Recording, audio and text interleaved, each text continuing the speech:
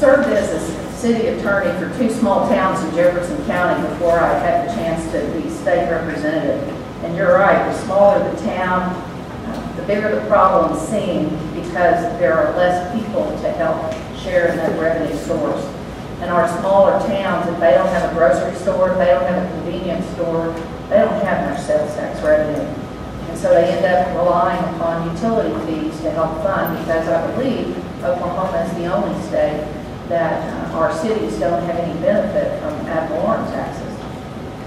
People at the state capitol hear all of the time, how mad people in Oklahoma are because of mandates that are pushed from Washington, D.C. and the federal government.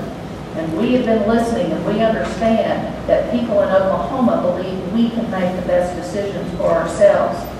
I would say to you that the same applies from the state government pushing mandates and restrictions down to our municipalities. Anything that the state of Oklahoma can do to loosen up restrictions so that our cities can make decisions themselves, so that the people who live in those cities and towns can make decisions themselves on how they wish to have additional funding or raising of revenue, should be opportunities that we give. At the same time, we need to support our municipalities in their efforts to try to make sure that taxes that are collected are returned to them, and that taxes that should be collected are collected.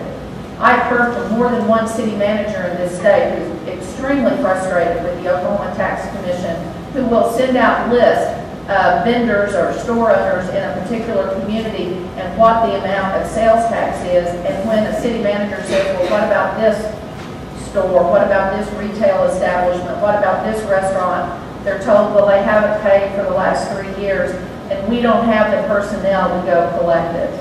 Well, I'm sorry, I've had constituents who got done for catering and not paying taxes. I would tell you, if there's an establishment that has paid taxes previously and has stopped, we ought to be able to go out after them and help our cities get the money that is rightly due.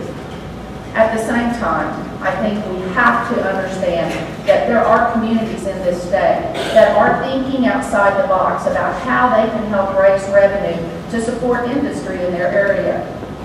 Issues in Oklahoma City like MAPS, and even in my own part of the state that have supported the Goodyear plant, let me know with confidence that when people trust how you're going to spend the money, they have a clear indication of whether they are for or against it. And I think that is what our citizens are telling us. Let us locally have some control. Let us locally have some options. And I would certainly work with the Oklahoma Municipal League and the municipal leaders around our state to make sure we give them that opportunity.